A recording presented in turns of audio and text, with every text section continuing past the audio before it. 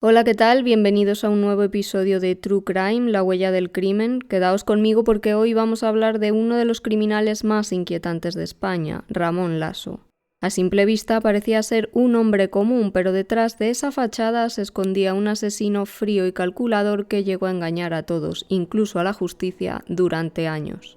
Ramón resultó ser un criminal capaz de enmascarar sus crímenes con muertes que hacía pasar por accidentes.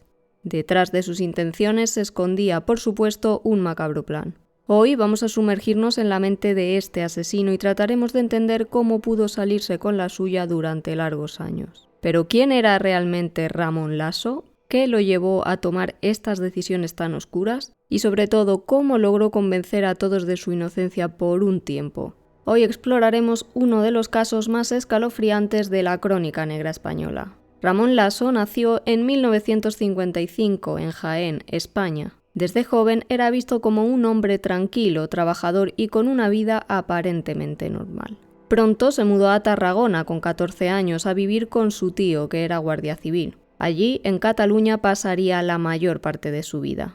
En los años 80, Ramón Lasso formó una familia. Se casó con Dolores Camacho, una chica dulce y cariñosa a la que la familia llamaba Lolita, y juntos tuvieron 2 hijos en la aldea, en la provincia de Tarragona. El 9 de junio de 1988 apareció el cuerpo sin vida de la mujer en unas vías del tren, en una zona de difícil acceso. La Guardia Civil, de hecho, tuvo problemas para llegar al lugar. Todo parecía indicar que esta madre había decidido quitarse la vida tumbándose en los rieles. Las investigaciones se cerraron pronto como un suicidio, pues en las vías del tren apareció el cuerpo de Dolores decapitado y con una mano seccionada por la muñeca. Cerca se encontró también su coche. A las 3 de la mañana al lugar se desplazó Ramón Lasso, el marido de Dolores. Allí se produjo una escena espeluznante. Cuando llegó a la zona en la que apareció el cuerpo de la mujer, este hombre cogió la cabeza por el pelo y volvió a dejarla donde estaba. Tal fue el dolor que sintió el padre de Dolores al contemplar esa escena que se desmayó.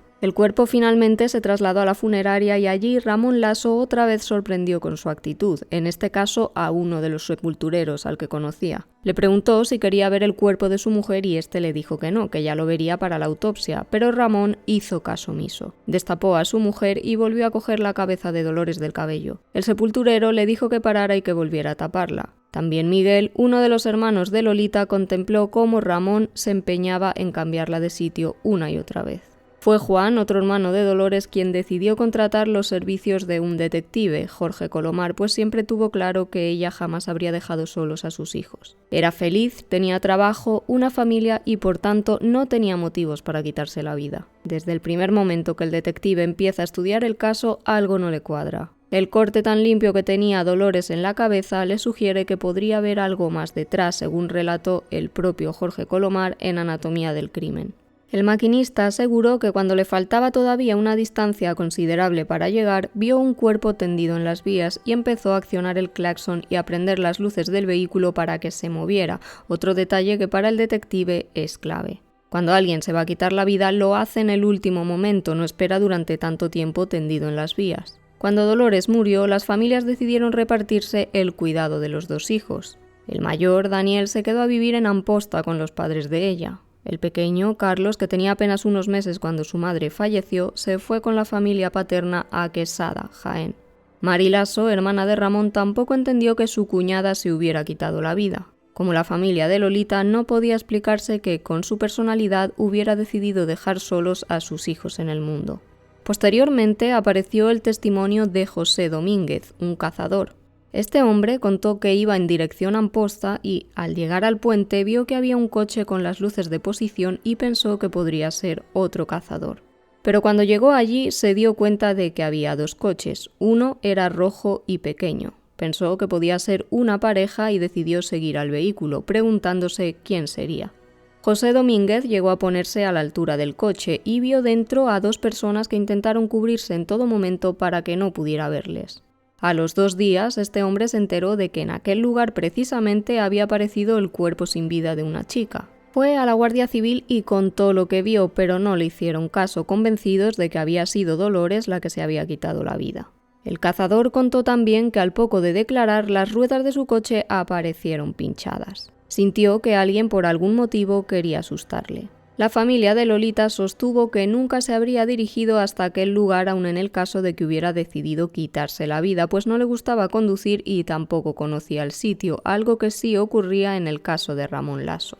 Él había trabajado en un huerto muy cercano, por lo que sabía perfectamente cómo llegar hasta allí. Para Jorge Colomar, la persona que iba en el coche con Ramón ese día era su tío. Como todo indicaba que se trataba de un suicidio, no se tomaron en cuenta esas palabras del cazador. El tiempo pasó y pronto el detective descubrió que Ramón y Dolores no tenían precisamente esa familia de ensueño de la que todos hablaban. Eso no era más que una fachada de puertas para afuera. El hombre le estaba siendo infiel a su esposa con otra chica del pueblo y Lolita se había enterado, por lo que tenía la intención de divorciarse. 9 meses después de que Dolores apareciera muerta en las vías del tren, el 2 de marzo de 1989, la desgracia volvió a cruzarse en el camino de Ramón Lasso. Recogió a su hijo Daniel a la salida del colegio por la tarde para tomar una Coca-Cola, pero nunca llegarían a hacerlo. Se produjo un accidente en el que lamentablemente falleció el niño a la altura del kilómetro 17.5 de la N230. Ramón Lasso contó que un camión invadió su calzada, le deslumbró con las luces y eso le obligó a dar un volantazo, perdiendo el control del vehículo y cayendo por un barranco. El hombre explicó que perdió el conocimiento y que cuando lo recobró empezó a sentir que se quemaba. Al darse cuenta de que el hijo estaba aún dentro del coche, las llamas eran ya muy grandes y no pudo aproximarse al vehículo siquiera. A su hermana Mari le sorprendió que Daniel hubiera muerto y que Ramón estuviera sin un arañazo, hasta contento cuando fue a verlo al hospital en el que estuvo ingresado. Para entonces la familia Camacho tenía claro que nada de lo que contaba Ramón podía ser cierto. A la muerte de Dolores se sumó el doloroso fallecimiento del hijo mayor y el detective empezó a investigar las circunstancias del accidente. Según el atestado de la Guardia Civil, Ramón Lasso dijo que iba a unos 70 u 80 km/h, pero no coincidía con la trayectoria que hubiera llevado el vehículo si hubiera circulado a la velocidad que sostenía. La preocupación de la familia de Dolores fue en aumento, pues tenían miedo de que pudiera acabar con otras personas. Finalmente, la Policía Nacional tomó el mando de la investigación. El inspector jefe Juan Carlos Cerón y su equipo empezaron a pensar que Ramón Lasso había sido el autor de la muerte de Dolores y posteriormente de su hijo Daniel. El coche que conducía era un SEAT 850 y, teniendo en cuenta la velocidad alta a la que se suponía que circulaba, según la propia declaración del hombre, la policía científica determinó que el accidente no pudo producirse como contó. El vehículo en cuestión iba a mucha menos velocidad cuando se produjo el siniestro. Cuando sacaron el coche del barranco, vieron que tenía la primera marcha puesta y los tapones del aceite y de la gasolina estaban fuera de su sitio. Dicho de otro modo, alguien se había encargado de que se incendiara y el fuego había empezado ya en el acantilado. El médico que atendió a Ramón Lasso ese día escribió en el informe que tenía un traumatismo cráneoencefálico porque tenía miedo a que intentara suicidarse, para que así pasara la noche hospitalizado. Sin embargo, le contó a la policía que no tenía absolutamente nada, lo hizo simplemente por precaución. Para los investigadores y el detective no había duda. Ramón condujo el coche hasta el barranco. Una vez allí, metió primera, lo tiró abajo y provocó un incendio, asesinando a sangre fría a su hijo. El turismo que llevaba ese día Ramón no era el suyo. Su coche lo había dejado en el taller y le habían dado un vehículo de sustitución, el que usó para cometer el crimen. Esto le permitió cobrar un seguro por la muerte de Daniel y con los más de 3 millones de pesetas que recibió, montó un videoclub. Para entonces estaba con Teresa, la chica con la que había estado siendo infiel a Dolores, y parte de lo que cobró por el fallecimiento de su hijo lo destinó a sufragar los gastos de la comunión del niño de esta nueva pareja, según contó su hermana en Anatomía del Crimen. El informe elaborado por la Policía Nacional llegó a manos del juzgado de Tortosa y este ordenó que se exhumara el cadáver de Dolores para practicarle una segunda autopsia. Asimismo, los agentes empezaron a revisar el lugar en el que apareció el cuerpo de la mujer. En primer lugar, les resultó muy extraño que no hubiera sangre en su ropa, tampoco en las vías. Los zapatos, además, no estaban húmedos ni tenían barro, lo cual habría ocurrido si hubiera andado por la zona hasta llegar a los raíles, pues días antes habían caído 25 litros por metro cuadrado en Tortosa. Se percataron también de que tenía la cara morada, lo cual no cuadraba con la causa de la muerte. Para la policía, cuando el tren la arrolló, ya estaba muerta. Alguien se había encargado de trasladar allí el cuerpo para hacerlo pasar por un suicidio. Jorge Colomar, tras su investigación, cree que así se produjeron los hechos. La noche en la que ocurrió todo, a eso de las 10, Ramón Laso llegó a casa y discutió con Dolores. El hombre terminó quitándole la vida asfixiándola, premeditadamente o no, y decidió deshacerse del cuerpo pidiendo ayuda a una tercera persona que, según la audiencia, no se pudo identificar.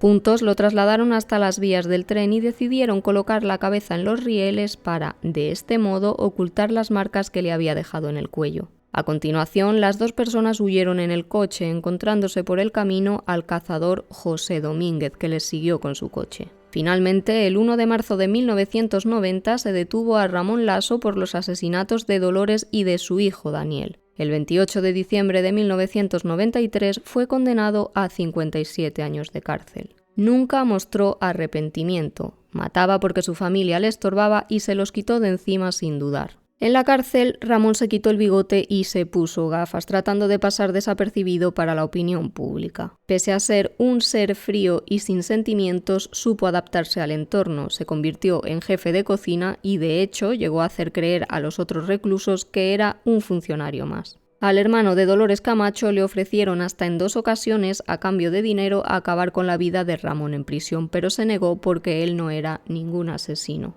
Por desgracia para la familia de Lolita y Daniel, Ramón no tardó demasiado en salir. De los 57 años de condena, cumplió apenas 7 porque se le aplicó el Código Penal anterior al del 95 y salió en libertad, un error que se cobraría todavía más vidas. Tras salir de prisión se fue de la zona de Amposta y se marchó a Els Pallaresos, donde conoció a Julia Lamas. Para entonces nadie sabía que Ramón era un asesino. El encantador de serpientes supo una vez más mimetizarse con el entorno y engañó a una nueva familia. Dijo que era viudo y que su mujer y su hijo habían muerto en un accidente de coche. Mercedes, casada con Maurici Font, quien fuera su cuñada, le definía como una persona humilde y trabajadora que siempre se prestaba para ayudar en lo que hiciera falta. El 27 de marzo de 2009, de repente desaparecen Julia Lamas y Maurici Font sin dejar rastro. Este último acompañó a Mercedes al hospital y le dijo que había quedado con Ramón, pero que iría después a recogerla cuando terminara su jornada laboral. Laso le pidió a Maurici si podía ayudarle en el huerto y, aunque a este último no le gustaba demasiado, accedió.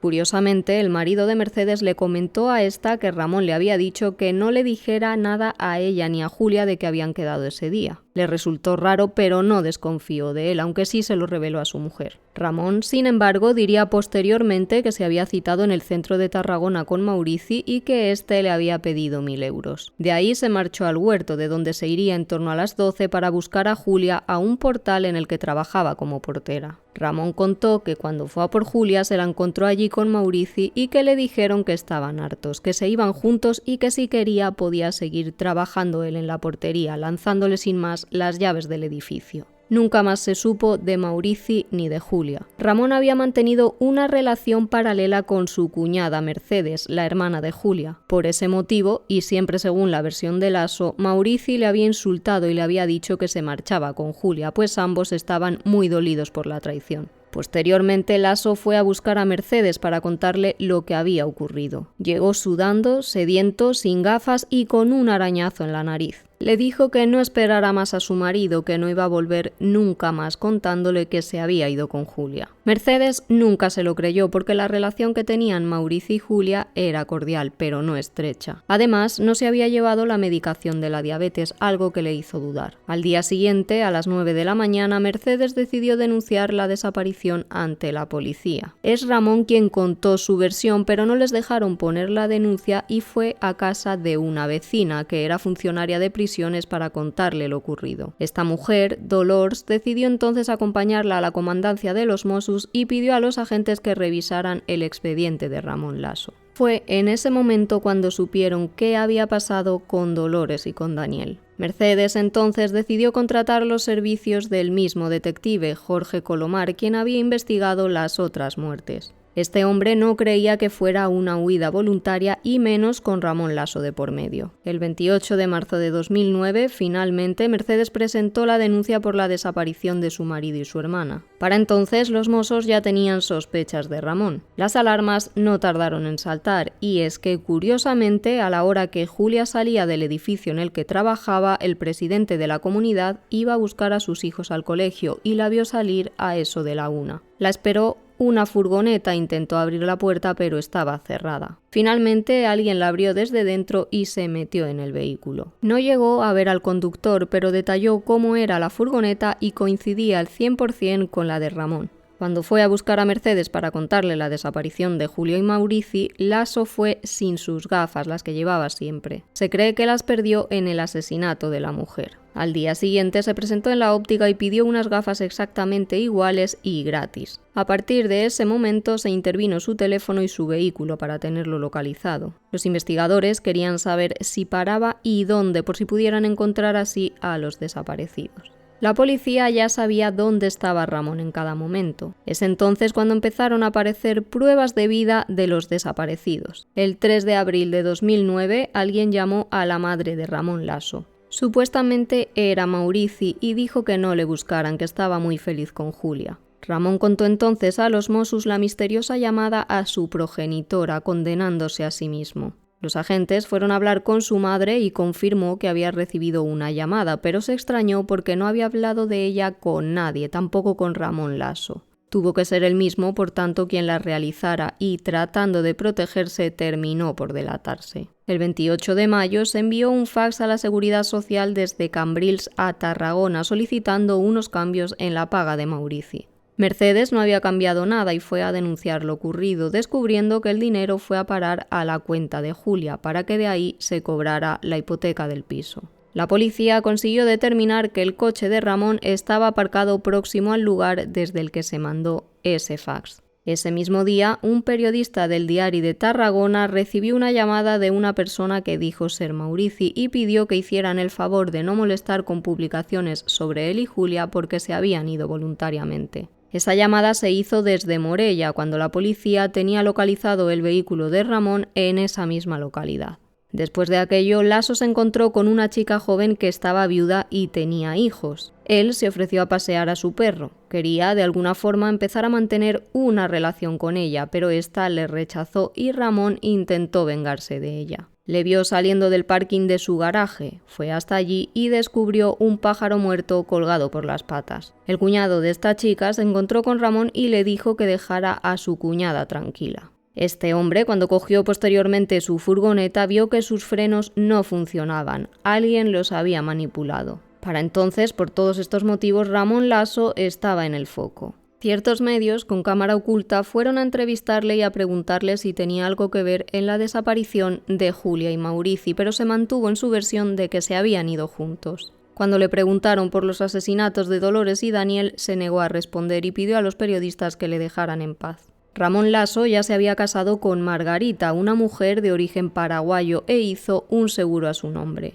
A ella le aseguró que nunca acabaría con su vida porque la amaba. En ese momento las autoridades temieron que pudiera intentar huir de España y los peores temores se confirmaron cuando Mercedes, desde su casa, próxima a la de Ramón, vio cómo sacaban paquetes en una furgoneta de mudanzas. Sin tiempo que perder, empezó entonces el operativo de detención. El 29 de mayo las autoridades entraron a casa de Ramón Lasso y los recibió con un «si lo llegó a saber, habría preparado algo». Los Mossos hicieron un registro y encontraron en la habitación de matrimonio, en el primer cajón de la mesita de noche, la batería y el teléfono móvil con el que se hizo una llamada al Diari de Tarragona haciéndose pasar por el desaparecido. Encontraron también un pico y una pala con restos biológicos, aunque ya habían pasado 2 años desde la desaparición de Julio y Maurici, por lo que no se pudo determinar a quién pertenecían. Sobre el móvil del crimen, Mercedes sospecha que Ramón se obsesionó con ella, pues llegó a pedirle que se fueran juntos a empezar una nueva vida. Ella siempre se negó y le dijo que mientras estuvieran Maurici y Julia nunca les abandonaría. Ante las negativas decidió acabar con ambos. Jamás se pudo encontrar a Maurici y Julia, pero los investigadores creen que acabó con la vida de ambos en el huerto y que posteriormente los trasladó a algún lugar. En 2013 finalmente se celebró el juicio. Fue difícil, pues había que demostrar que Ramón Lasso asesinó a 2 personas, sin cuerpos, sin confesión, sin arma del crimen ni evidencias físicas de lo ocurrido. En las sesiones, Ramón volvió a recalcar que Maurici y Julia se fueron por voluntad propia y que no estaban muertos ni muchísimo menos él los había asesinado. Por primera vez en España, sin cadáver ni evidencias de ADN, el asesino fue condenado a 30 años de cárcel. El tribunal consideró que las pruebas indirectas, sumadas a las coincidencias en su historial, eran suficientes para demostrar su culpabilidad.